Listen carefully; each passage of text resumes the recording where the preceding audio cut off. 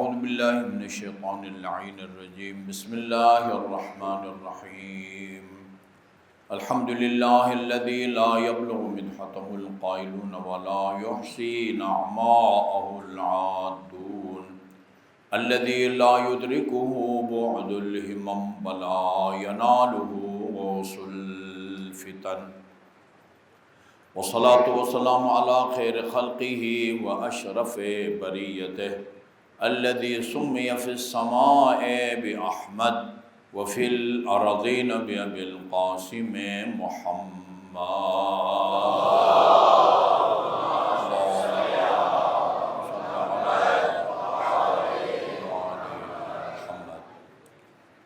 وعلى أهل بيته الطيبين الطاهرين الذين أذهب الله عنهم الرجس وطهرهم تطهيرا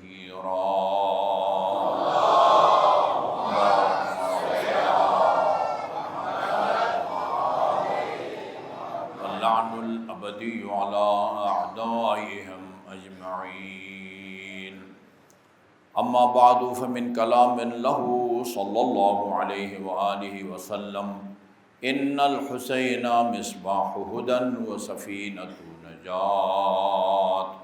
درود بھیجیے محمد وآل محمد پر۔ اللہم صلی علی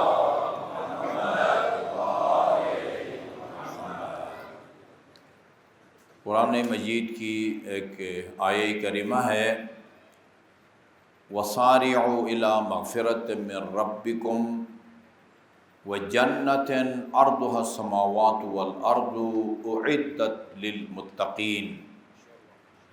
اس میں اللہ تعالیٰ نے تین اعمال کا حکم دیا ہے۔ وَسَارِعُوا إِلَى مَغْفِرَةٍ مِّن رَبِّكُمْ، مسارعت جلدی کرنے کو کہتے ہیں، یا ایک دوسرے سے آگے بڑھنا، کسی کام میں ایک دوسرے سے آگے بڑھنے کی کوشش، اس کو مسارعت کہتے ہیں۔ وَسَارِعُوا إِلَى مَغْفِرَةٍ مِّن رَبِّكُمْ وَجَنَّةٍ أَرْضُهَا السَّمَاوَاتُ وَالْأَرْضُ۔ خدا نخواستہ اگر تم سے کوئی گناہ سرزد ہو جائے تو جلدی اپنا آپ کو بخشواؤ، ایسا کام کرو کہ جس کے نتیجے میں اللہ تعالیٰ نے گناہ بخشنے کا وعدہ فرمایا ہے۔ ایک اور قرآنی آیت میں ہے تم سے کوئی گناہ سرزد ہو جائے، اس کے بعد فوراً کوئی نیکی کا کام کرو، یہ نیکی اس گناہ کو مٹا دیتی ہے۔ اسباب بخشش بہت ہیں۔ مرحوم محمد رئی شہری نے 10 جلد کتاب لکھی ہے، اس کا نام رکھا ہے میزان الحکمہ۔ عربی میں ہے لیکن اردو میں اس کا 10 جلدوں میں ہی ترجمہ بھی ہوا ہے۔ عربی میں اصل کتاب بھی 10 جلدوں پر مشتمل ہے، اور اس کا اردو ترجمہ جو مولانا محمد علی فاضل نے کیا ہے وہ بھی 10 جلدوں پر مشتمل ہے۔ انہوں نے یہ خدمت کی ہے قرآن اور سنت کی۔ آپ کسی بھی موضوع پر کوئی روایت تلاش کرنا چاہیں، کسی بھی موضوع پر، امامت کے بارے میں، عدالت کے بارے میں، عبادت کے بارے میں، غیبت کے بارے میں، حسد کے بارے میں، اہل بیت کے بارے میں، حروف تہجی کے حساب سے انہوں نے اس اپنی کتاب کو ترتیب دیا ہے۔ اس کے اندر مغفرت، یہ مغفرت یا استغفار کا جو لفظ ہے، اس کے اصل حرف 3 ہیں، غین فے رے۔ آپ اس میں غین فے رے میں جائیں گے تو وہاں آپ کو بتائیں گے کہ اسباب مغفرت کیا ہیں، کن کن کاموں کے ذریعے ہم اپنے آپ کو بخشوا سکتے ہیں، خدا نے کن کاموں کے نتیجے میں ہمیں بخشنے کا وعدہ فرمایا ہے۔ چند ایک ہیں، 2-3 میں آج بطور تبرک عرض کرتا ہوں۔ آخری معصوم امام زمان اجل اللہ تعالیٰ فرجہ شریف ہے، اللہم صلی اللہ محمد وآل محمد۔ ان کے بعد کوئی معصوم اب تک پیدا ہوا ہے، نہ قیامت تک کوئی معصوم پیدا ہوگا۔ فرشتے ہو سکتا ہے وہ پیدا ہوتے رہتے ہیں، فرشتے بھی جو ہے نا وہ گناہ نہیں کرتے، لیکن آخری معصوم امام ہے۔ معصوم کے علاوہ باقی لوگوں سے ہم سے کسی سے گناہ کبیرہ سرزد ہوتا ہے، کسی سے گناہ صغیرہ سرزد ہوتا ہے۔ میں آج بنیادی تمہیدی طور پر 3 ایسے اعمال کو آپ کے سامنے پیش کرنا چاہوں گا جن کے نتیجے میں اللہ تعالیٰ نے گناہوں کو بخشنے کا وعدہ فرمایا ہے۔ ان میں نمبر 1 یہ 5 وقت کی نماز۔ 5 وقت کی نماز کا بیک وقت 3 فائدے ہیں، بیک وقت 3 فائدے ہیں۔ نمبر 1، آپ کا فرض ادا ہوتا ہے، آپ تارک الصلاۃ شمار نہیں ہوں گے۔ جہنم سے بچ جائیں گے، اس لیے کہ قرآن میں ہے کہ تارک الصلاۃ جہنم میں جائے گا۔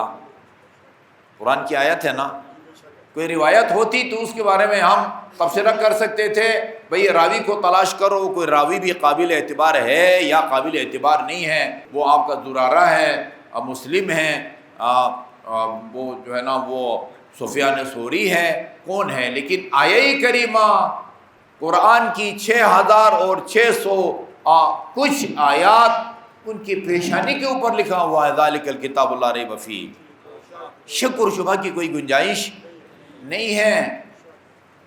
اس آیہ کریمہ سے پتہ چلتا ہے کہ دوزخ اور جہنم کا جو محل وقوع ہے یا لوکیشن وہ ایسا ہوگا، یا آپ کہیں وہاں کا نظام سسٹم ایسا ہوگا کہ جنتی اور جہنمی یہ ایک دوسرے سے باتیں کر سکیں گے۔ آیہ کریمہ کہتی ہے جنتی جہنمیوں سے پوچھیں گے کہ بدبختو ما سلککم فی سقر، جہنم جانے کے بہت سارے وجوہات ہیں۔ خدا کا منکر جہنم میں جائے گا، کوئی شک ہے؟ خدا کا منکر جہنم میں جائے گا، رسول کا منکر جہنم میں جائے گا، قیامت کا منکر جہنم میں جائے گا، امامت کا منکر جہنم میں جائے گا، جو جان بوجھ کے بلا وجہ کسی مومن کو قتل کرے وہ بھی جہنم میں جائے گا۔ ما سلککم فی سقر، کس وجہ سے تمہیں جہنم میں ڈال دیا گیا ہے؟ قالوا لم نک من المصلین، وہ جواب میں کہیں گے کہ ہم نماز نہیں پڑھتے تھے، ہم نماز گزاروں میں سے نہیں تھے۔ اچھا، کوئی تو تارک الصلاۃ ہوگا نا جو جہنم میں جائے گا، ورنہ نہ تو ہم اس آیہ کریمہ کو ناپسندیدہ قرار دے کے قرآن سے نکال سکتے ہیں، نہ اس کے ترجمہ میں کوئی رد و بدل کر سکتے ہیں۔ لم نک من المصلین یقیناً قرآن کی آیت ہے اور اس کا ترجمہ وہی ہے جو میں نے آپ کے سامنے پیش کیا ہے۔ ما سلککم فی سقر، تمہیں کس جرم میں جہنم میں ڈال دیا گیا ہے؟ قالوا لم نک من المصلین، خدایا ہم نماز گزاروں میں سے نہیں تھے یا تارک الصلاۃ تھے۔ اچھا، کم از کم کوئی نہ کوئی تارک الصلاۃ ہوگا جو جہنم وہ جائے گا، اور جنتیوں کے سوال کے جواب میں وہ جواب دے گا۔ یقینی طور پر وہ آدمی جہنم میں جائے گا، وہ تارک الصلاۃ جہنم میں جائے گا جس نے یقینی طور پر کی بات کروں ساری زندگی نماز نہ پڑھی ہو، اور اس کے اس دنیا سے رخصت ہو جانے کے بعد اس کے لواحقین یا پسماندگان انہوں نے بھی آخر تک اس کی طرف سے جو ہے نا وہ نمازیں نہ پڑھائی گئی ہوں۔ کیا خیال ہے ایسے بندہ وہ حضرت علی ہار لے کے اس کے استقبال میں کھڑے ہوں گے؟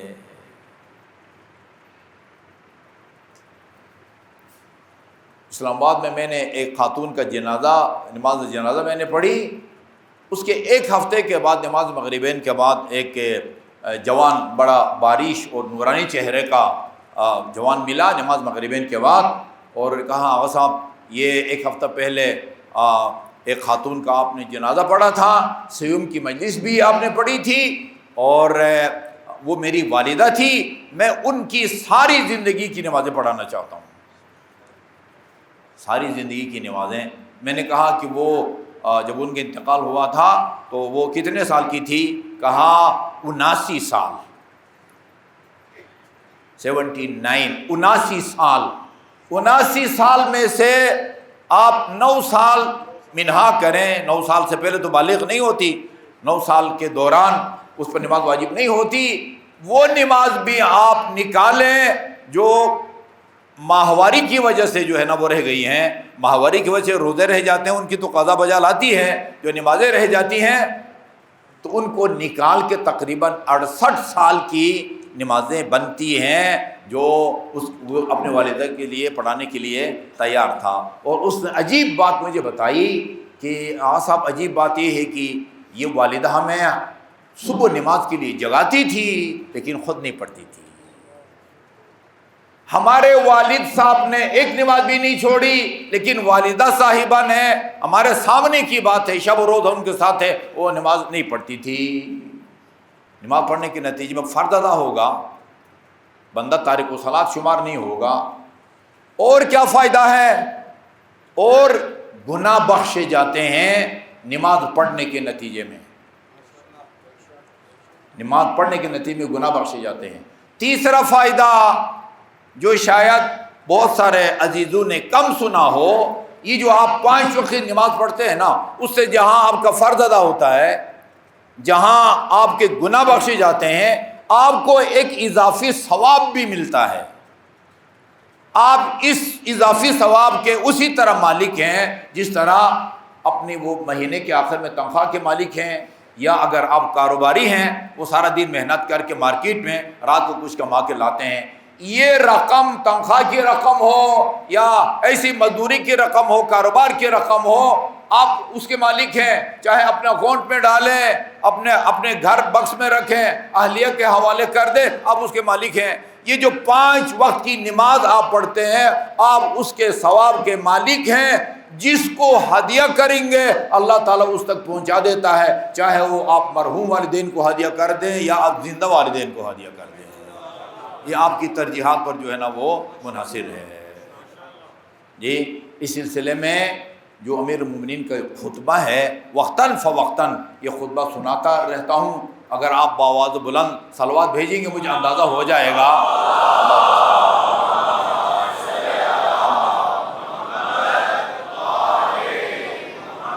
فرمایا تعاہدوا امر الصلاۃ، تعاہد کا مطلب ہوتا ہے خیال رکھو، تعاہدوا امر الصلاۃ، نماز کا خیال رکھو، وحافظوا علیہا، اس کی پابندی کرو، واستکثروا بہا، کثرت سے پڑھا کرو، وتقربوا بہا، اور نماز کے ذریعے خدا کا قرب حاصل کرو۔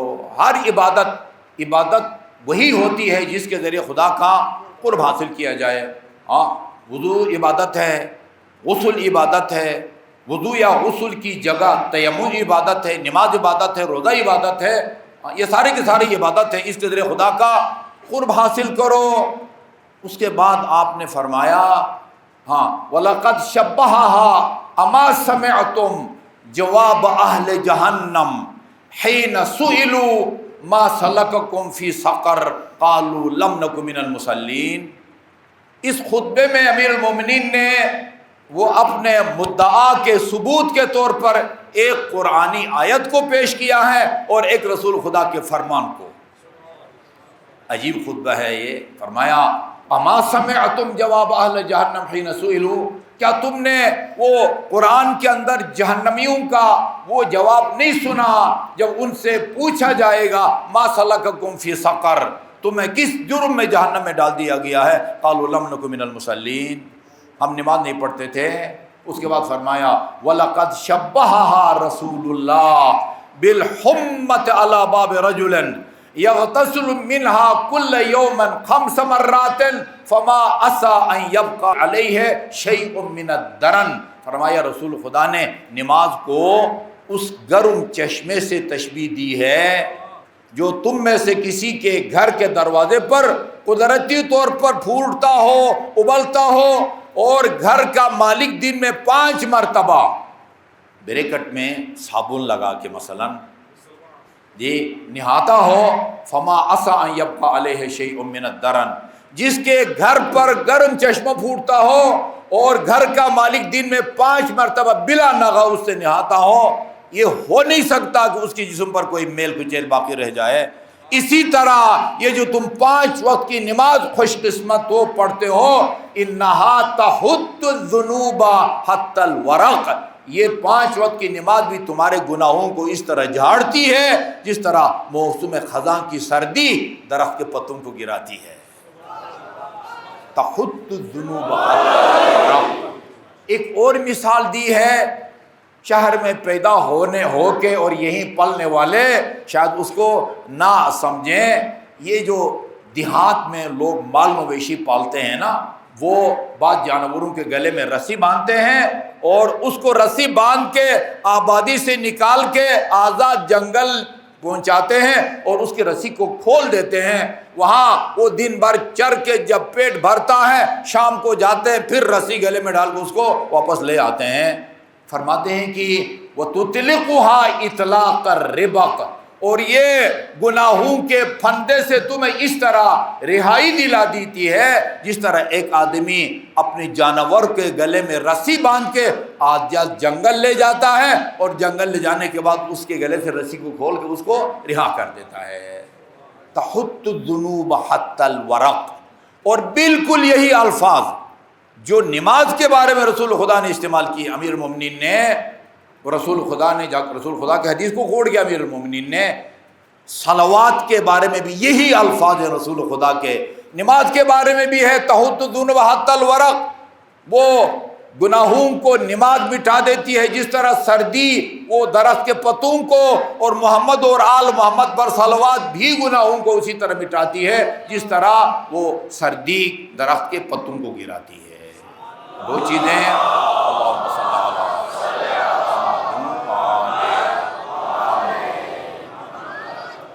تیسری چیز جو گناہوں کو مٹاتی ہے،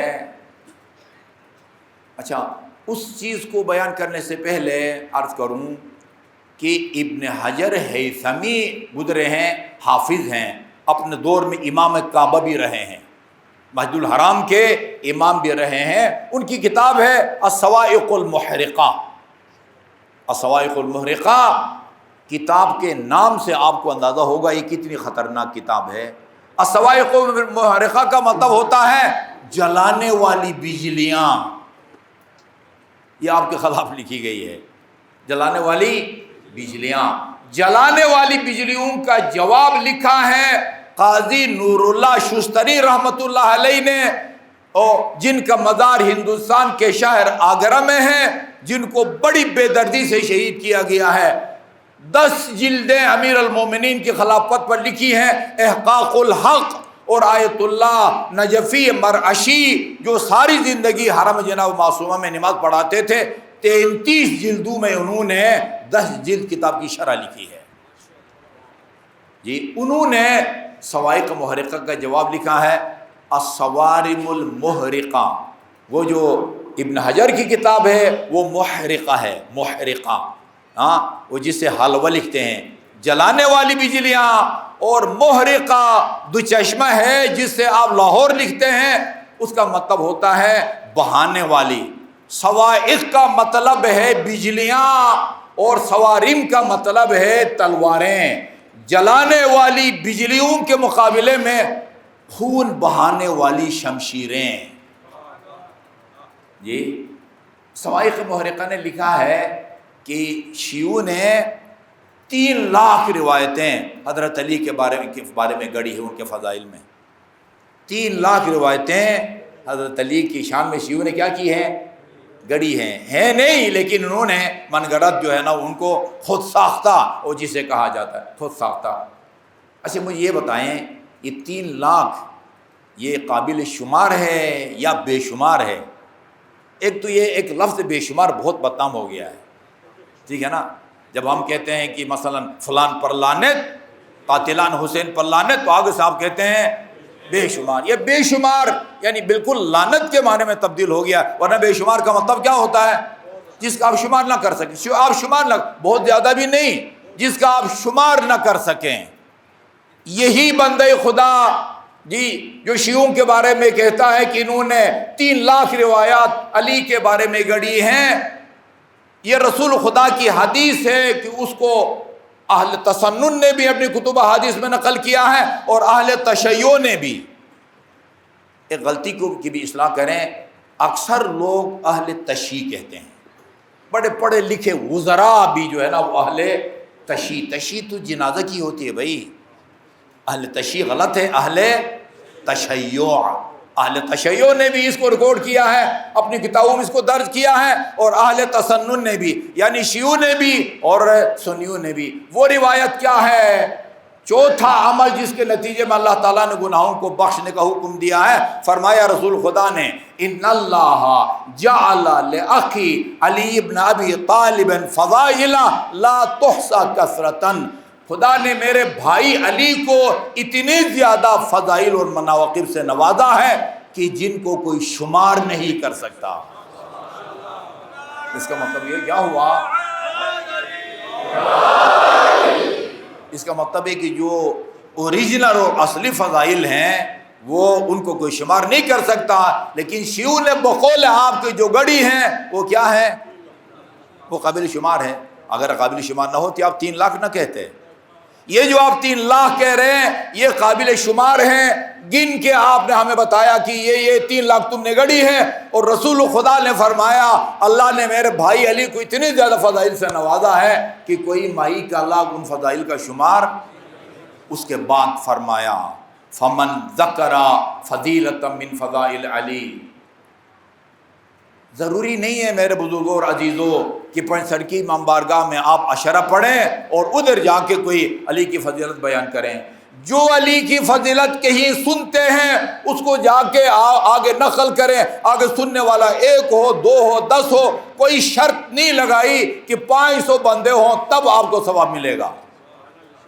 فمن ذکر فضیلۃ من فضائل علی، جو ایک علی کی فضیلت بیان کرے غفر اللہ لہ ما تقدم من ذنبہ وما تأخر، خدا اس کے گزشتہ گناہوں کو بھی معاف کر دیتا ہے اور آئندہ گناہوں کو بھی معاف کر دیتا ہے، ایک فضیلت کو بیان کرنے کے نتیجے میں۔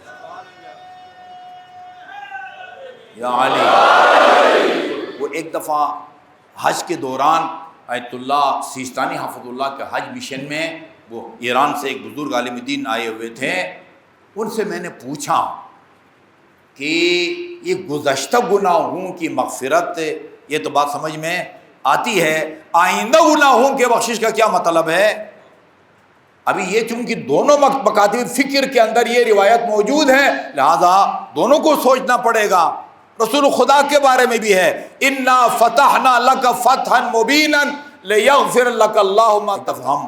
حج پہ گئے تھے، وہاں نماز مغرب کے بعد مجلس ہوتی تھی، تو وہ ایک ہمارے ساتھ کاروان میں شامل مومن آئے اور ان کے ہاتھ میں ایک کتاب تھی، اس کتاب میں خانہ کعبہ کے چکروں کے دوران کی وہ دعائیں تھی۔ پہلے چکر کے دوران یہ دعا پڑھو، دوسرے کے دوران یہ پڑھو، تیسرے کے دوران یہ پڑھو، 7ویں کے دوران جو ہے نا وہ یہ پڑھو۔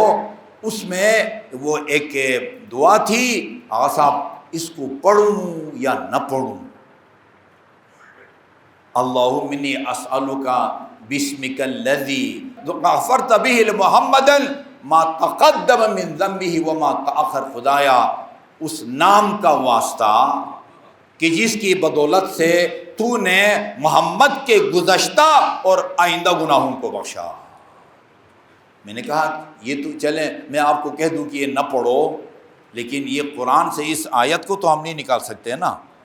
خدا قرآن میں کہتا ہے کہ ہم نے آپ کو فتح مبین نصیب کی تاکہ آپ کے گزشتہ اور آئندہ گناہوں کو بخشیں۔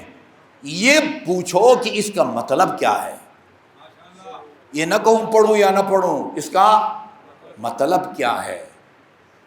اتفاق سے دونوں شیعہ اور سنی مترجموں نے اس کا مطلب لکھا ہے، ابھی میں ہم اس کی طرف وہ نہیں جاتے۔ میں نے ان سے پوچھا جو گناہ ہم سے سرزد ہو چکے ہیں ان کی بخشش کا مطلب تو سمجھ میں آتا ہے، لیکن جو گناہ ابھی تک ہم سے سرزد نہیں ہوئے ان کے بخشے جانے کا کیا مطلب ہے؟ انہوں نے فرمایا بعض اعمال اتنے باعظمت ہوتے ہیں کہ جس خوش قسمت سے یہ عمل سرزد ہو اللہ فرشتوں سے کہتا ہے کہ اس کی برائیوں کو اس کے نامہ اعمال میں مت لکھو، اس عظیم عمل کے نتیجے ما تقدم من ذنبہ وما تأخر۔ اس کے بعد ومن سمع فضیلۃ من فضائل علی، اور جو آدمی کسی مجلس میں امیر المومنین کی ایک فضیلت سنے غفر اللہ لہ، اللہ تعالیٰ اس کے ان گناہوں کو بخش دیتا ہے جو اس نے قانون کے ذریعے کیے ہوں۔ کچھ گناہ ہاتھوں کے ذریعے کرتے ہیں، کچھ آنکھوں کے ذریعے، کچھ زبان سے، کچھ کان سے، کچھ پاؤں سے، کچھ دل کے گناہ ہوتے ہیں۔ جو آدمی کسی مجلس میں بیٹھ کے علی کی ایک فضیلت سنے، فضیلت واقعاً فضیلت ہو، من گھڑت نہ ہو، امیر المومنین پر الزام نہ ہو، سب سے مستند علی کے فضائل وہ ہیں جو اللہ تعالیٰ نے قرآن میں بیان کیے ہیں۔ یہی ابن حجر ہیثمی کہتے ہیں کہ قرآن کے اندر وہ قرآنی آیات جو بلا شرکت غیری صرف علی کی شان میں نازل ہوئی ہیں، ان کی تعداد 300 ہے۔ یہ بندے خدا جو ہم سے کہتا ہے 3 لاکھ روایات کو شیعوں نے گڑھا ہے، وہ کہتے ہیں 300 آیات صرف علی کی شان میں نازل ہوئی ہیں۔ دوسری ہستی کی جس نے امیر المومنین کے مستند فضائل کو بیان کیا ہے، وہ میرے اور آپ کے چوتھے امام اور حجت خدا امام زین العابدین علیہ الصلوۃ والسلام۔ اللہم صل علی محمد۔ اور وہ فضائل بھی ایسی گھر بیٹھ کے نہیں، دربار یزید میں اور قاتلوں کے مجمع میں بعض دوستوں نے وہ نمبر شمار لگا کے چیک کیا ہے، 80 فضائل امیر المومنین کے بیان کیے ہیں سید سجاد علیہ الصلوۃ والسلام نے۔ من ذکر فضیلۃ من فضائل علی غفر اللہ لہ الذنوب التي اکتسبها بالاجتماع، جو قانون کے ذریعے گناہ کیے ہوں گے وہ اللہ تعالیٰ بخشے گا۔ ومن نظر الی فضیلۃ من فضائل علی، فرصت ملے تو ان کتابوں کا مطالعہ کرو جن میں امیر المومنین کو فضائل کو بیان کیا گیا ہے۔ امیر المومنین کی سیرت پر اردو میں لکھی گئی بہترین کتاب مفتی جعفر حسین کی سیرت امیر المومنین ہے، جو تمام مسلمانوں کے لیے قابل قبول ہے۔ اس میں پڑھیں جی، من نظر الی فضیلۃ من فضائل علی، وقت بیکاری میں نہ گزاریں، کوئی بات نہیں ہے، موبائل کے اندر بھی آپ کو یہ کتاب مل جائے گی، یا موبائل ہی میں ہو سکتا ہے کوئی اور مستند کتاب بھی آپ میں ملے، فہرست تلاش کریں اور امیر المومنین کے فضائل کو پڑھیں، مطالعہ کریں۔ اس کا کیا فائدہ ہوگا؟ الا غفر اللہ لہ الذنوب التی اکتسبها بالنظر، جو گناہ اس نے آنکھوں کے ذریعے کیے ہوں، یا علی کی فضائل کے مطالعے کے نتیجے میں اللہ تعالیٰ اس گناہ کو بخش دیتا ہے۔ ومن کتب، اس پر میں زور دینا چاہ رہا ہوں، ومن کتب فضیلۃ من فضائل علی، اور جو بندہ اپنی ڈائری میں ایک فضیلت لکھے، مجمع میں لوگوں کے سامنے بیان نہیں کرتا، اپنی ڈائری میں اپنی کاپی میں امیر المومنین کی ایک فضیلت بیان کرے، لم تزل الملائکۃ تستغفر لہ ما بقی منہ الرسم، جب تک اس تحریر کے آثار ڈائری یا کاپی میں موجود ہیں، اللہ کے فرشتے آپ کے لیے طلب مغفرت کرتے رہتے ہیں۔ جب تک یہ تحریر موجود ہے، اللہ کے فرشتے، میں بطور نمونہ بیٹھے بیٹھے اپنے آپ کو بھی اور آپ کو بھی بخشوانے کی خاطر وہ روایت نقل کرتا ہوں جو تقریباً 99 بلکہ 100% تمام سامعین کو یاد ہے کہ رسول خدا نے فرمایا، علی مع الحق والحق مع علی، علی حق کے ساتھ ہے اور حق علی کے ساتھ ہے۔ یہ اس بات کا، اس حصے کا سمجھنا آسان ہے، اگلا حصہ بڑا پیچیدہ ہے۔ اللہم ادر الحق ہے اسما دار، خدایا حق کو ادھر پھر ادھر علی جائے۔ اللہم ادر الحق ہے اسما دار۔ اچھا جی، اس کے بعد فرمایا النظر الی علی عبادہ، وہ روایت آپ نے بہت سنی ہوگی، علی کے چہرے کی طرف دیکھنا عبادت ہے۔ قرآن کی جو تحریر ہے نا، یہ قرآن مجید ہے، یوں کھول کے اس کے الفاظ کو دیکھنا بھی عبادت ہے۔ خانہ کعبہ کی جو بلڈنگ ہے اس کو دیکھنا بھی عبادت ہے۔ والدین کے چہرے کو دیکھنا بھی عبادت ہے۔ جی، علی کو چہرے کو ہم اس سے تو فی الحال محروم ہیں، ٹھیک ہے جی، لیکن سنن نسائی میں لکھا ہوا ہے کہ ایک دن ام المومنین نے اپنے والد گرامی سے پوچھا کہ بابا، میں دیکھتی ہوں جب بھی آپ کی نظر علی کے چہرے پر پڑتی ہے آپ ہٹاتے ہی نہیں ہیں، جما دیتے ہیں اپنی نگاہ کو، اور ایسا لگتا ہے جیسے علی کو آپ نے پہچانا نہیں ہے اور ان کو پہچاننے کی کوشش کر رہے ہیں۔ فرمایا بیٹی یہ بات نہیں ہے، یہ میں اس لیے اپنی نظروں کو جما دیتا ہوں علی کے چہرے پر. میں نے اپنے انہی 2 قانون سے رسول خدا کو فرماتے ہوئے سنا ہے علی کے چہرے کو دیکھنا عبادت ہے. علی کے چہرے کو دیکھنا عبادت ہے. لیکن اس روایت حدیث میں چہرے کا ذکر نہیں ہے. النظر الی علی عبادہ، علی کو دیکھنا عبادت ہے. اس کا مطلب یہ ہے کہ اگر علی سامنے سے آ رہے ہوں، آپ کی نظر علی کے چہرے انور پر پڑے تب بھی آپ کی عبادت کا ثواب ملتا ہے. علی آگے جا رہے ہوں اور آپ کی نظر علی کے پشت مبارک پر پڑے تب بھی آپ کو عبادت کا ثواب ملتا ہے. علی کے سراپا کو دیکھنا عبادت ہے. اور آخری جو جملہ ہے وہ بڑا جس کو کہہ سکتے ہیں دھماکہ خیز جملہ ہے.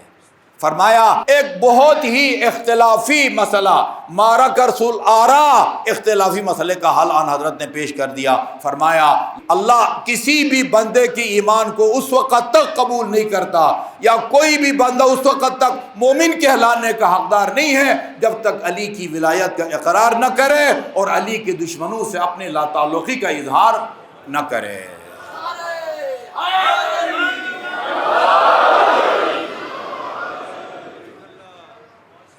مجھے امید ہے انشاءاللہ اس حدیث کے نتیجے میں اللہ نے میرے بھی کافی گناہوں کو بخشا ہوگا. ادھر اللہ کے ہاں دیر نہیں لگتی ہے، ایک ارادہ کی ضرورت ہوتی ہے، وہ کام ہو جاتا ہے. بلکہ امیر المومنین کا فرمان ہے اللہ کا ارادہ فعل ہوا کرتا ہے. آپ بہت سارے کاموں کی ارادہ رکھتے ہیں لیکن مراد پوری نہیں ہوتی. اللہ کا جو ارادہ ہوتا ہے ارادہ تکوینی، بس اس کا خدا کا فعل اس کا ارادہ ہے. ایسے نہیں کہ ارادہ کیا پھر جو ہے نا وہ کوئی تمہید باندھی، کوششیں کی، مقدمات تیار کیے، نہیں. بلکہ خدا جیسے ارادہ فرماتا ہے اس کی مراد جو ہے وہ فوراً بلا فاصلہ پوری ہو جاتی ہے. ایک مرتبہ بات بولا محمد وال محمد صلوات بھیجیے.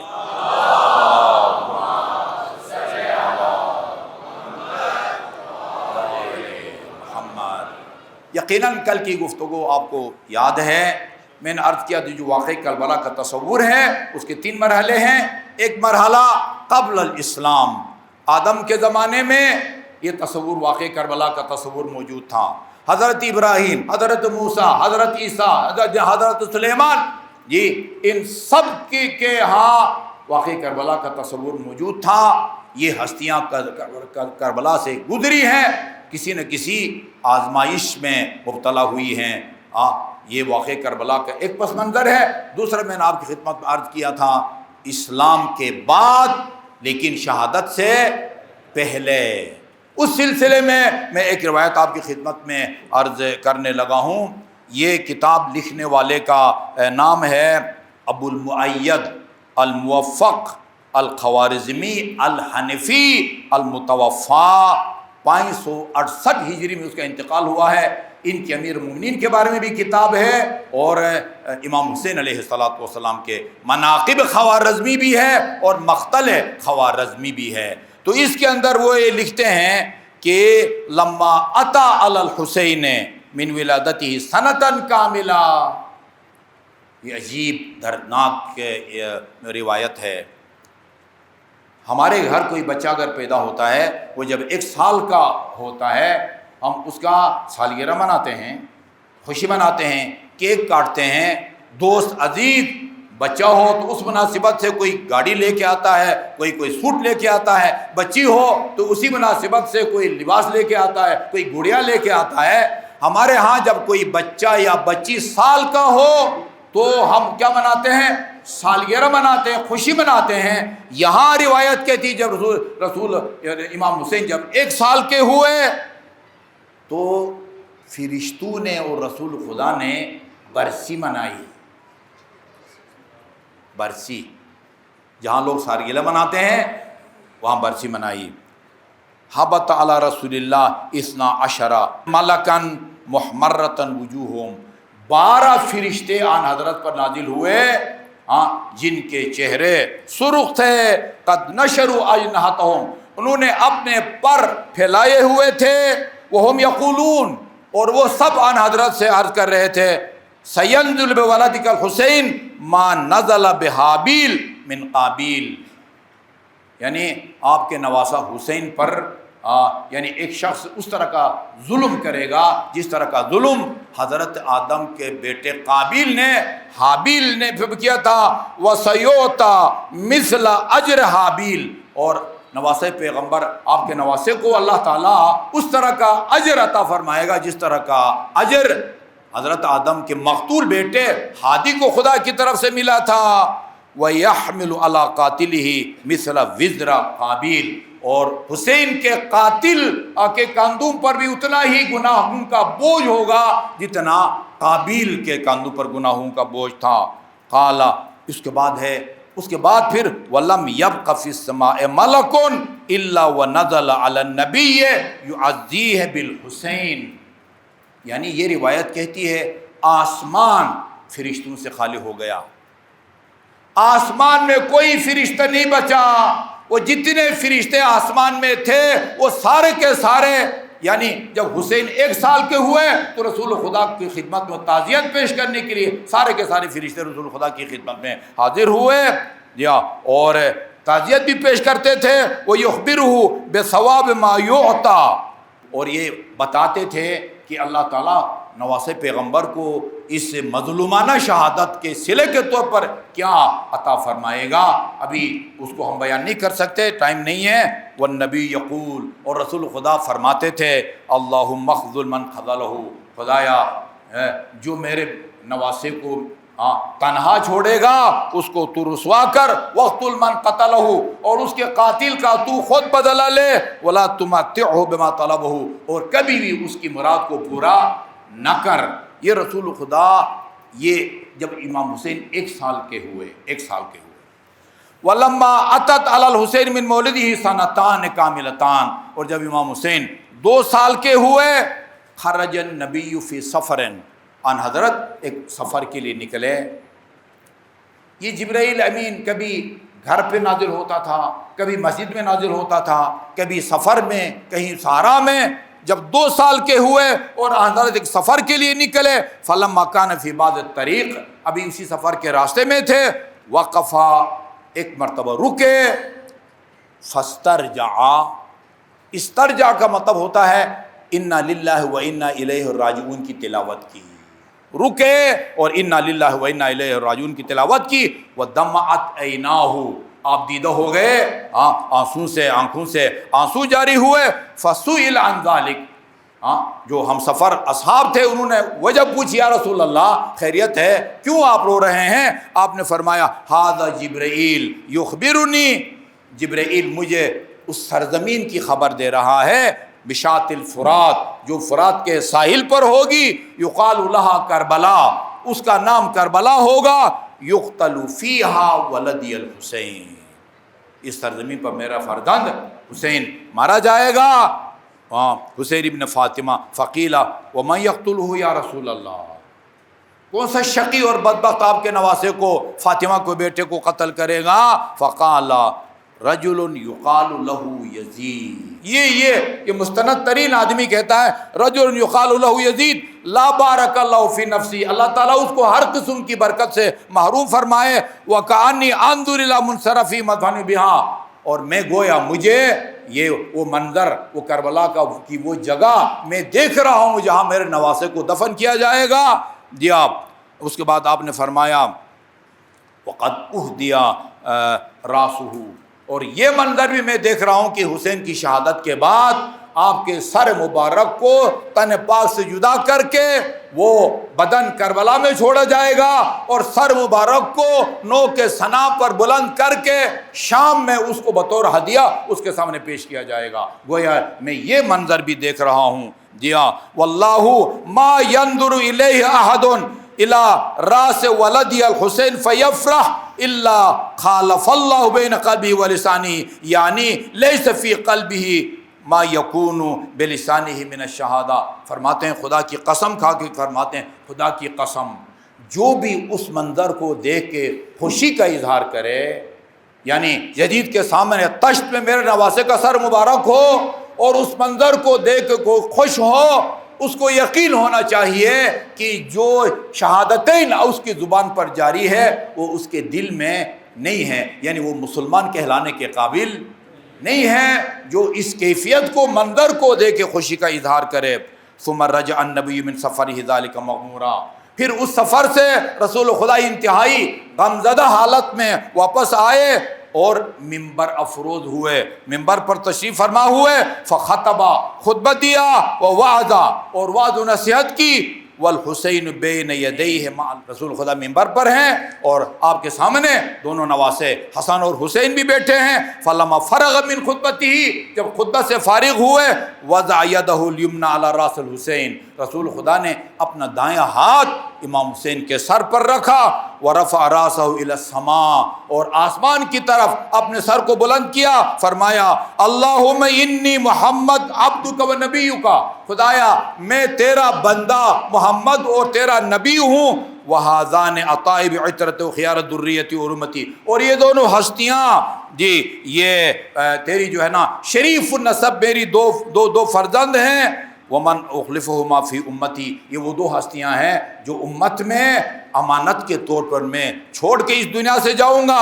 اللہم وقد اخبرنی جبرائیل، پالنے والے اسی سفر میں جبرائیل نے مجھے خبر دی ہے، بأن ولدی ھذا مقتول مخذول، یہ میرا یہ فرزند کربلا میں یکا تنہا ہوگا، کوئی اس کی مدد کرنے والا نہ ہوگا اور شہید کر دیا جائے گا۔ اللہم فبارک لی فی قتلہ، خدایا میرے نواسے کی اس قتل کو بابرکت بنا دے۔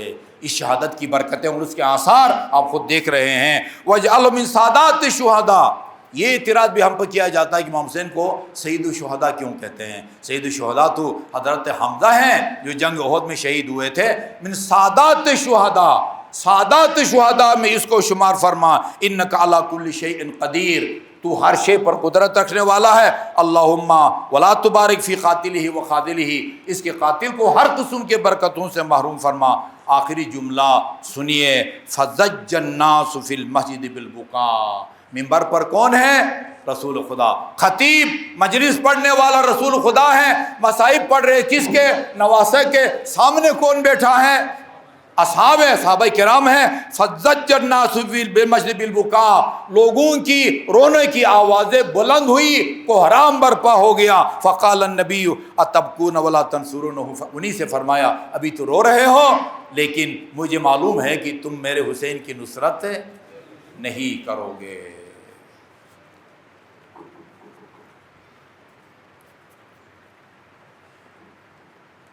ساری دنیا میں اس وقت یعنی یوم حسین منایا جا رہا ہے، ساری دنیا میں، غیر مسلم ممالک میں بھی اور مسلم ممالک میں بھی۔ آپ کے پاکستان کے تمام تعلیمی اداروں میں محرم کی مخصوص تاریخوں میں، عشر محرم کی مخصوص تاریخوں میں یوم حسین منایا جاتا ہے۔ یا آپ کے قائد اعظم یونیورسٹی میں بھی یوم حسین منایا جاتا ہے، کراچی کی جامعہ کراچی میں بھی منایا جاتا ہے۔ ایک دفعہ میں نے عشرہ پڑھا سیالکوٹ میں، مرے کالج جہاں پر علامہ اقبال نے پڑھا، اس میں علامہ استاد کے جو اقبال کے استاد تھے وہ پروفیسر حسن، اس کے نام پر ایک ہال ہے حسن ہال، وہاں مجھے بلایا گیا۔ ہمارے آئیسو کے لڑکے تھے، طلباء اسلام تھے، جمعیت کے لوگ تھے، شیعہ سنی اسٹوڈنٹ مل کے یوم حسین مناتے ہیں۔ احب اللہ من احب حسینہ، یہ روایت ہے، خدا اس شخص سے محبت کرتا ہے جو حسین سے محبت کرے۔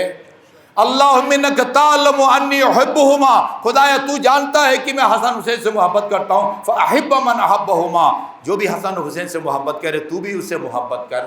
جی آپ سے میں نے وعدہ کیا تھا، واقع کربلا کا ایک تصور امام کی شہادت کے بعد ہے، اس کو آج بیان نہیں کر سکوں گا، میں تفصیلی روایت لے کے آیا تھا، اگر زندگی رہی کل انشاءاللہ وہ میں آپ کو سناؤں گا۔ ایک مرتبہ محمد وآل محمد پر درود بھیجیے۔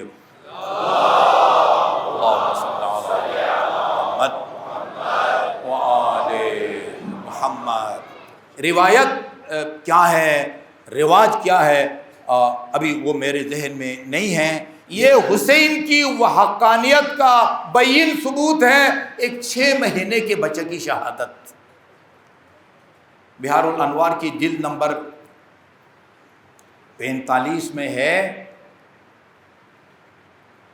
کہ منہال بن عمر نام کا بندہ وہ حج بیت اللہ کے لیے جاتا ہے اور واپسی پہ مدینے میں امام زین العابدین علیہ الصلوۃ والسلام کی خدمت میں جاتا ہے۔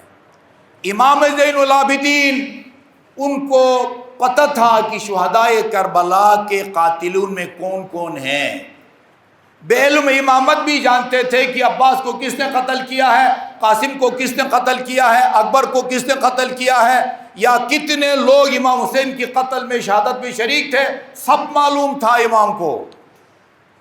لیکن ایک ظالم اور قاتل کا خصوصیت سے پوچھا کہ ما صنع حرملہ، امام فرماتے ہیں کہ حرملہ سے کیا خبر ہے؟ بہت مجھے تعجب ہوتا ہے، شمر کے بارے میں نہیں پوچھا آپ نے جی، خولی کے بارے میں نہیں پوچھا، اور بھی بہت سارے قاتلان، وہ جو امام حسین کے نازنین بدن پر وہ جو 10 ناجائز اولاد نے گھوڑے دوڑائے، ان کے نام بھی امام علیہ الصلوۃ والسلام کو آتے تھے، جس نے امام کو ذبح کیا اس کا نام بھی معلوم تھا، لیکن اس کا نام پوچھا، اس کا مطلب یہ ہے کہ امام کے کلیجے پر اس شیرخوار بچے کی شہادت کا بہت گہرا زخم تھا۔ اور اس کے علاوہ بعض روایات میں ہے کہ وہ جو امام کے قلب پاک پر تیز شعبت چلایا، وہ بھی اسی ظالم نے چلایا تھا۔ منہال نے عرض کیا مولا وہ کوفہ میں ہے، زندہ ہے اور ایک معمول سی زندگی گزار رہا ہے۔ امام نے فرفع یدیہ جميعا، دونوں ہاتھ امام نے اٹھائے، توجہ فرمائیے، 3 دعائیں کی، بد دعائیں، اللہم اذقہ حرارت الحدید، اللہم اذقہ حرارت الحدید، اللہم اذقہ حرارت النار، خدایا اسے آگ کا مزہ چکھا دے، لوہے کا مزہ چکھا دے، لوہے کی گرمی کا مزہ چکھا دے، خدایا اس کو لوہے کی گرمی کا مزہ چکھا دے۔ 2 مرتبہ یہ بد دعا کی، تیسری بد دعا اللہم اذقہ حرارت النار، خدایا آگ کی حرارت کا مزہ اس کو چکھا دے، یہ بد دعا کی۔ یہ منہال کہتے ہیں میں واپس کوفہ آیا تو یہ مختار کا قیام شروع ہو چکا تھا، مختار میرے دوست بھی تھے، میں کچھ دن تو گھر سے نہیں نکل سکا، وہ چونکہ حج پہ واپس آیا تھا، حج سے لوگ مجھے ملنے آ رہے تھے، جب یہ سلسلہ لوگوں کا آنے کا رکا میں مختار کے پاس گیا، مختار کے گھر، مختار سے نے مجھ سے کہا کہ بھئی ہم نے قیام کیا ہے قاتلان حسین سے انتقام کے لیے، آپ ہمارے پاس آئے نہیں، اس مہم میں ہمارے ساتھ آپ شریک نہیں ہوئے۔ تو یہ عرض کرتے ہیں کہ میں حج پہ گیا ہوا تھا اور وہ ملاقاتیوں کا سلسلہ جاری تھا، آج مجھے فرصت ملی ہے تو میں آپ کے پاس آیا ہوں۔ اس کے بعد کہتے ہیں میں اور مختار باہر نکلے اور ایک ایسی جگہ پہنچے، مجھے ایسا لگ رہا تھا کہ مختار کسی کی وہ خبر کے منتظر تھے، مخبری ہوئی تھی کہ فلان جگہ یہ حرملہ ملعون روپوشے چھپا ہوا ہے۔ ایک آدمی نے آ کے کہا البشار البشار ایھا الامیر، آپ کو مبارک ہو، حرملہ گرفتار ہو گیا ہے، حرملہ گرفتار ہو گیا ہے۔ اتنے میں کہتے ہیں کہ میرے سامنے وہ حرملہ کو مختار کے سامنے پیش کیا گیا، آپ نے فوراً اسی وقت وہ قصاب کو بلایا، قصائی کو بلایا، میرے سامنے اس کے دونوں ہاتھ اس قصائی نے کاٹ دیے۔ امام کی پہلی دعا قبول ہوئی میرے سامنے۔ اس کے بعد پھر اسی قصائی نے اس ملعون کے دونوں پاؤں کو کاٹ ڈالا، جی یہ امام کی دوسری دعا قبول ہوئی۔ اس کے بعد پھر لکڑیاں منگوائی، آگ جلائی گئی اور جو شعلے بلند ہونے لگے تو اس میں اس ملعون کو ڈال دیا گیا۔ میرے منہ سے بے ساختہ یہ آواز بلند ہوئی، اللہ اکبر سبحان اللہ۔ اس نے کہا کہ یہ کس بات پر آپ، اللہ کی تسبیح تو ایک مستحسن عمل ہے، یہ کس لیے آپ نے اللہ اکبر کہا؟ کہ میں امام زین العابدین کے پاس گیا تھا، امام نے یہ دعا مانگی تھی۔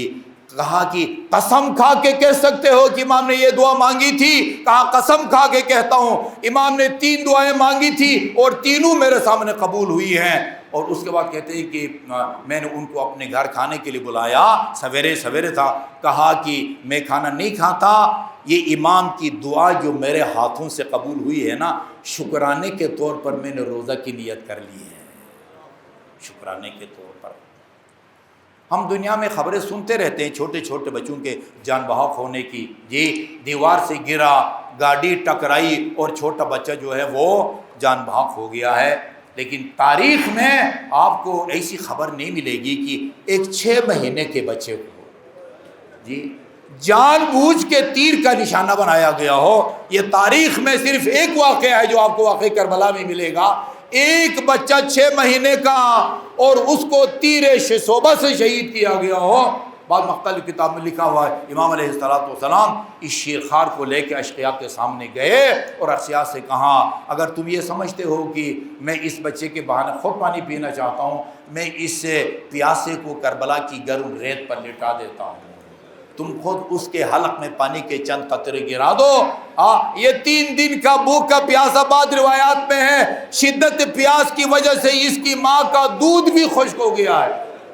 جب یہ آمنے سامنے تھے، گفتگو سن رہے تھے، جب امام کی گفتگو سنی، عمر سعد کے لشکر میں بس ایک ہلچل سی مچ گئی اور ملعون عمر سعد کی آواز آئی اور ملکو اقطع کلام الحسین، حسین کے کلام کو قطع کرو۔ اس مرحلے پر عزاداروں میں کہا کرتا ہوں اگر عمر سعد کے لشکر کے سپاہیوں میں سب سے چھوٹا تیر اصغر کے گلے کی طرف پھینکا جاتا، اس کم سن بچے کی شہادت کے لیے کافی تھا، مگر عزادار و روایات بتاتی ہیں کہ تیر اتنا بڑا تھا اور یہ حلق اتنا چھوٹا اور نازک تھا۔ مختصر الفاظ ہیں فَذَبَحُهُ مِنَ الْأُذُنِ إِلَى الْأُذُنِ، ایک کان سے دوسرے کان تک ذبح کر ڈالا اس بچے کو، ایک کان سے دوسرے کان تک ذبح کر ڈالا۔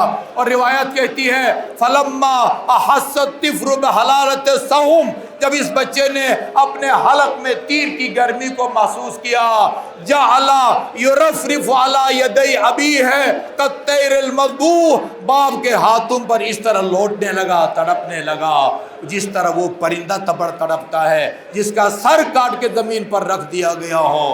امام علیہ السلام نے اس خون ناحق کو اپنے ہاتھ میں لیا اور اس کو آسمان کی طرف پھینکا۔ امام محمد باقر فرماتے ہیں ایک قطرہ اس کا زمین پر نہ گرا، باقی خون آپ نے اپنے چہرے پر مل دیا اور فرمایا ہاکذا القی جدی رسول اللہ، اور اتنے میں ہاتف کی آواز آئی دعوہ فإن لہ مرضعۃ فی الجنہ، حسین بچے کو چھوڑ دے، جنت میں اس کو دودھ پلانے والی اس کے انتظار میں کھڑی ہیں۔ دعوہ فإن لہ مرضعۃ فی الجنہ۔ امام علیہ السلام نے روایات ہی بتاتی ہیں خیمے کے دروازے تک آئے، عجیب امتحان کا مرحلہ امام کے لیے، رباب کے سامنے یہ لاش رکھی، ایک جملہ کہا جناب نے، آپ کو پتہ ہے اونٹ کے علاوہ جو باقی حیوانات ہوتے ہیں ان کو ذبح کیا جاتا ہے کسی چھری سے اور اس کے وہ چاروں رگ کاٹے جاتے ہیں، لیکن اونٹ کو ذبح کرنے کا وہ طریقہ نہیں ہے۔ یہاں جو نشیبی جگہ ہے ایک بڑے خنجر کو گھوم دیا جاتا ہے۔ جناب رباب نے جب حلق پر وہ تیر کا زخم دیکھا ایک جملہ کہا، وہ قیامت تک ہمیں رلانے کے لیے کافی ہے۔ فرمایا امثلک ینہر، میرے بے شیر کیا تیرے عمر کے بچوں کو نہر کیا جاتا ہے؟ اس کا مطلب یہ ہوا عزادارو اس مظلوم کو، کہیں روایت کہتی ہے اس طرح ایک کان سے دوسرے کان تک ذبح کیا گیا، اور جناب رباب کہتی ہے مثلک ینہر، اس کا مطلب یہ ہے کہ بیک وقت اس بے شیر کو ذبح بھی کیا گیا اور آپ کو نہر بھی کیا گیا۔ اور خدا رحمت کرے میر انیس پر، فرمایا ننی سی قبر کھود کے اصغر کو گاڑ کے، لا اضحک اللہ سن الدہر ان ضحکت وآل احمد المغضون قد قہروا ولا حول ولا قوة الا باللہ العلی العظیم، انا للہ و انا الیہ راجعون۔